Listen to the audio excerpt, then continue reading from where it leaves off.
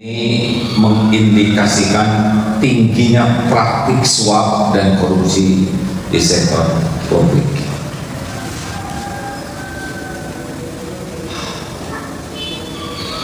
Semua yang korupsi ini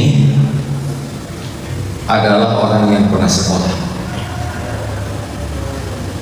pernah mengenyam pendidikan, bahkan bukan pendidikan rendah saja, ada yang sampai S1, S2, S3 yang korupsi. Jadi pendidikan tinggi-tinggi juga. Dan dari kampus-kampus yang juga ternama secara duniawi. Jadi kalau kita sekolah hanya sekedar ingin masuk perguruan tinggi negeri saja, dengar ini para santri juga orang tua murid, terutama yang menitipkan santrinya di Darut Tauhid. Ini yang koruptor itu orang-orang yang berpendidikan secara duniawi, pendidikan dalam dan luar negeri. Kalau diurut-urut nanti akan ketahuan kampus mana ini asalnya sekolah. Ternyata pendidikan tinggi sangat tidak menjadi jaminan kalau tidak dilengkapi dengan pendidikan keimanan dengan benar. Kemarin waktu rapat dengan para pimpinan sekolah Yayasan Darut Tauhid, ya, tolong Pak Ketua Yayasan, dulu ketika kita pertama kali membangun sekolah Darut Tauhid, goal utamanya adalah perbaikan akhlak. Disebutnya orang yang akhlaknya baik itu adalah orang yang bertakwa, karena akhlak itu timbul dari keimanan, yakin ke Allah, dan kepatuhan serta kepasrahan, senang kepada yang Allah sukai dan meninggalkan yang Allah tidak suka. Sehingga pendidikan awalnya kesana, dan banyak orang tua murid sampai berjubel waktu itu menitipkan anak-anaknya di Darut Tauhid, walaupun fasilitasnya sangat sederhana. Bahkan ada yang nanya di mana kelasnya baru akan dibangun. Dan murid-muridnya tahu bahwa orang tuanya juga tahu bahwa goalnya adalah perbaikan akhlak, buah dari makin kuatnya iman, makin bagusnya amal solehnya. Santri-santrinya dulu tawadu, jujur, bagus-bagus. Nah, seiring waktu makin banyak nih santri, fasilitas makin bagus, tuntutan orang tua bukan hanya ingin perbaikan akhlak, tapi juga ingin masuk perguruan tinggi negeri, dalam dan luar negeri, ya ada negerinya. Sehingga dikejarlah bagaimana ingin selain baik akhlaknya, kemudian masuk juga ke perguruan tinggi negeri. Tetapi porsinya untuk menghafal Quran, porsinya jadi dikhawatirkan menjadi tidak maksimal ini di dalam membangun akhlaknya kembali, sehingga dievaluasi. Itu sekolah itu ada sekolah yang lulusannya tuh banyak sekali yang masuk ke perguruan tinggi negeri. Kalau ada sekolah seperti ini, alhamdulillah. Caranya lihat dulu bagaimana inputnya. Kalau yang masuk ke sekolah itu adalah bintang kelas dari setiap, misalkan ini SMA lulusannya masuk ke perguruan tinggi negeri yang bagus-bagus secara duniawi. Ternyata yang masuk ke SMA ini rata-rata ranking 1, ranking 2, ranking 3 yang memang sudah pintar-pintar. Jadi dipoles, dikemas, jadi masuklah. Sedangkan di Darut Tauhid ini kami tidak mengumpulkan yang pintar-pintar saja. Ada yang pintar-pintar, tetapi kami siapa saja, bahkan yang penyandang disabilitas juga, yang autis, dan masuk belajar, karena goalnya bukan masuk perguruan tinggi saja, ya. Kami berkeyakinan bahwa kalau ini anak soleh ini anak disukai Allah, terserah Allah nanti dibimbing kemana sekolahnya, Allah akan memberikan yang terbaik. Karena wa may yattaqillaha yaj'al lahu makhraja. Jadi goalnya ini santri, ini anak didik adalah menjadi anak yang disukai Allah. Nanti terserah Allah mau disekolahkan di mana, Allah yang membiayai, Allah yang mengatur, tapi dia dapat sekolah terbaik yang membuat dirinya selamat dunia akhirat. Masuk ke tempat yang diinginkan secara duniawi, tapi kalau tidak kuat iman, dia khawatirkan seperti yang terjadi sekarang ini di negeri ini, korupsinya masih merajalela. Malu ya, malu. Kan korupsi itu mencuri ya. Saya tidak boleh mengeluarkan kata-kata yang tidak baik, langsung merah juga aja. Mencuri hak orang lain, membegal, merampok, merampas, kata-kata yang tidak baik. Orang tua tidak akan bahagia kalau tahu anaknya jadi seorang pencuri. Guru-guru juga tidak bahagia kalau muridnya jadi pencuri. Benar? Ini mohon kepada para orang tua yang nanti mau menyekolahkan anaknya di Darut Tauhid, ini mohon maaf ini ya. Kalau hanya goalnya sekolah dengan ranking duniawi saja, mungkin sebaiknya cari sekolah-sekolah yang memang fokus ke arah sana. Tapi kalau mau menyekolahkan di Darut Tauhid, insya Allah kami fokus utamanya adalah memperbaiki akhlak dengan cara menguatkan keyakinan kepada Allah, keimanannya, dan menguatkan amal solehnya. Dengan harapan jikalau anak ini dekat dengan Allah penciptanya, nanti Allah yang akan membimbing, karena Allah paling tahu siapapun di antara yang sekolah itu adalah makhluk ciptaan Allah. Kalau anak ini serius mendekat ke Allah, Allah lah pemilik kecerdasan, Allah lah pemilik tubuh, Allah lah pemilik masa depan anak-anak ini. Kalau anak ini disukai Allah atau disebut bertakwa ya, maka Allah nanti akan memberikan jalan dia mendapatkan karir terbaik dalam hidupnya. Tidak selalu harus jadi pejabat, tidak harus selalu jadi orang kaya, tapi menjadi orang yang mulia, bahagia, dan selamat. Mungkin ada yang ditakdirkan jadi pejabat, mungkin ada yang ditakdirkan jadi tentara, aparat, jaksa, hakim, pengusaha, tapi semuanya pilihan Allah. Keren kan?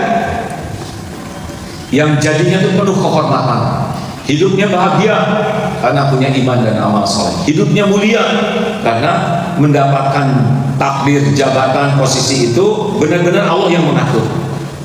Kalaupun tidak jadi orang kaya raya, tidak jadi pejabat, tidak jadi orang terkenal, tidak apa-apa.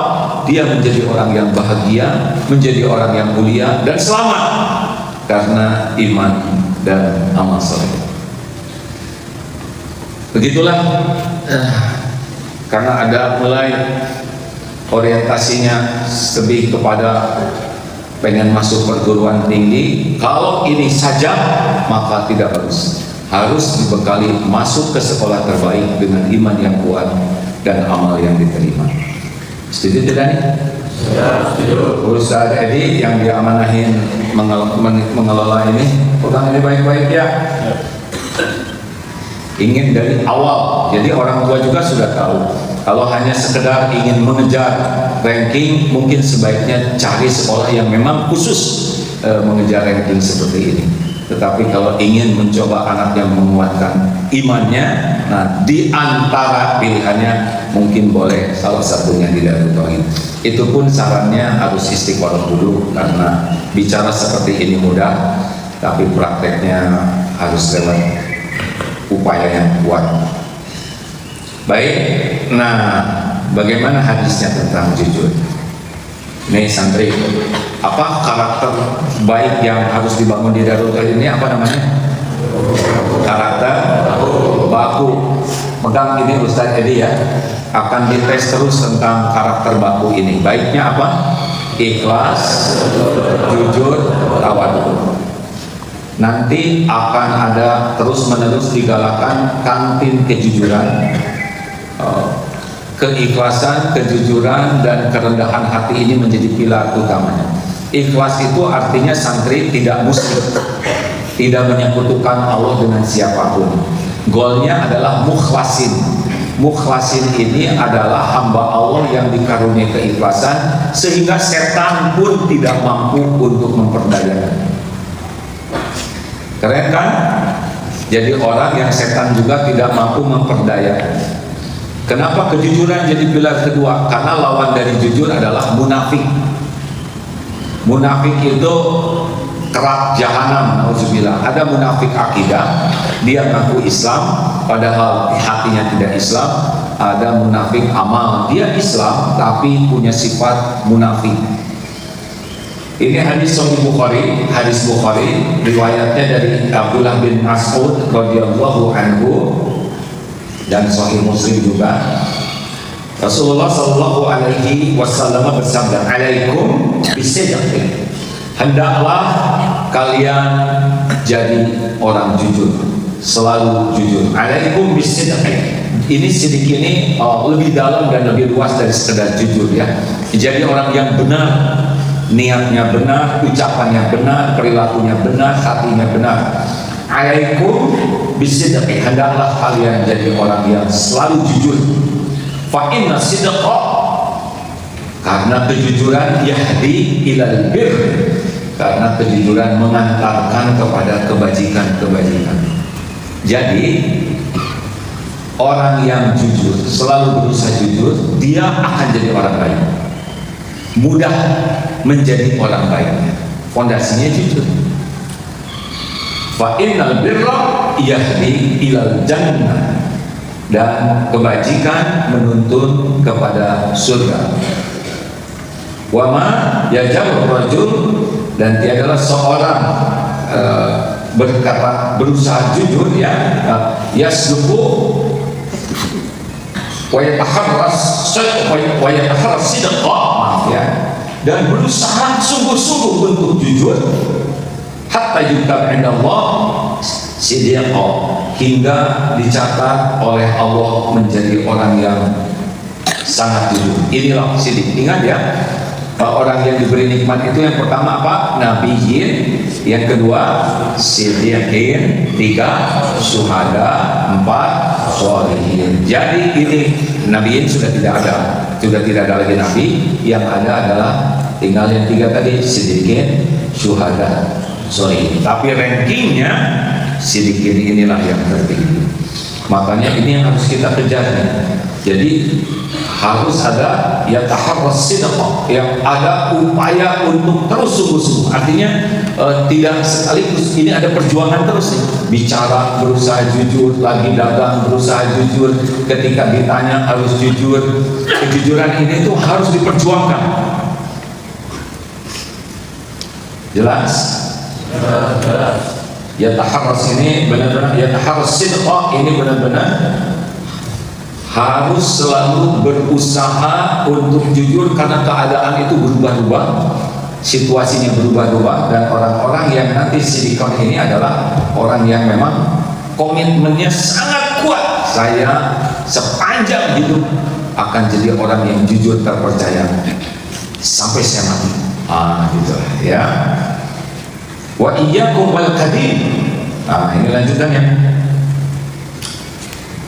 Dan jauhilah dusta, fa innal kadhiba yahdi ilal fujur. Yahdi ilal fujur, karena kebohongan, kedustaan mengantarkan, menuntun kepada fujur, yaitu kejahatan, kefasikan. Dan wa innal fujur yahdi ilan nar, dan kedustaan mengantarkan kepada neraka. Jika seorang terus yataharral kadhib hatta yuktab indallah kadzdzaba, kalau dia terus bohong dan berusaha mencari jalan untuk tidak jujur, hingga dicatat oleh Allah sebagai pendusta yang besar. Ini luar biasa ya. Jadi jujur itu menjadi fondasi orang itu baik atau tidak. Kalau orang sudah tidak jujur, dengar ya, misalkan ada seseorang yang tidak jujur punya jabatan, maka selama dia punya jabatan, dia ini orang tidak jujur, maka dia akan terus mencari celah untuk melakukan ketidakjujuran. Kapan dia kerja baik? Karena dia selama kerja waktunya kan sama tuh, 24 jam sehari, dipakai tidur, dipakai macam-macam. Kerjanya 8 jam. Nah 8 jam ini kepotong waktunya untuk memikirkan apa yang bisa saya curi dari amanah yang ada ini. Nah sekarang dia sudah katakanlah dia korupsi. Ini kalau dia korupsi udah makan waktu produktif untuk menyelesaikan pekerjaan. Kalau dia udah mencuri, dengerin anak-anak, dia akan mati-matian menutupi kejahatan. Betul? Kan pembohong itu dia akan menutupi kebohongannya, dan menutupi kebohongan ini makan waktu, makan pikiran, makan tenaga untuk membuat kebohongan baru. Bayangkan, untuk licik aja makan waktu, untuk menutupi kelicikan juga makan waktu. Jadi kapan kerjanya? Benar? Enggak akan benar, itu tidak akan bisa menyelesaikan masalah. Maka kalau bangsa ini masih banyak ketidakjujuran, masih lama bangsa ini jadi baik. Karena enggak pada kerja, kerjanya juga ngambil, udah gitu menutupi kebohongannya, dan dia akan suap sana, suap sini supaya tidak kebongkar, yang disuap juga menutupi, kacau. Maka santri itu orang-orang yang tidak jujur itu berhenti tidak dari jabatannya? Jawab. Suatu saat berhenti tidak? Orang-orang yang tidak jujur itu mati tidak? Dibawa kemana kira-kira hasil malingnya itu? Dibawa enggak ke akhirat? Fisiknya tidak dibawa, tetap aja ada di dunia ini. Itu tanah saya, itu apartemen saya, itu rumah saya, segala enak, mati. Dipakai oleh anaknya, berantem warisannya karena warisan ada di harta haram. Saling menyakiti anak-anaknya, musuh-musuhan. Ini suatu saat ada seorang, bukan seorang, berdua. Beliau security, penjaga, curhat di suatu tempat ya. Jadi bapaknya pengusaha ini, bapaknya seorang pengusaha, ada seorang bos meninggal mendadak. Sebetulnya tidak ada yang mendadak dalam rencana Allah ya. Anaknya ini kan tanya, kenapa ini kok jadi sepi gini kantor, perusahaannya mau ambruk. Kata penjaga ini anak-anaknya di tempat ini kerjanya mabok, berzina, sekarang tumbang perusahaannya pakai harta warisan bapaknya, dipakai perbuatan maksiat.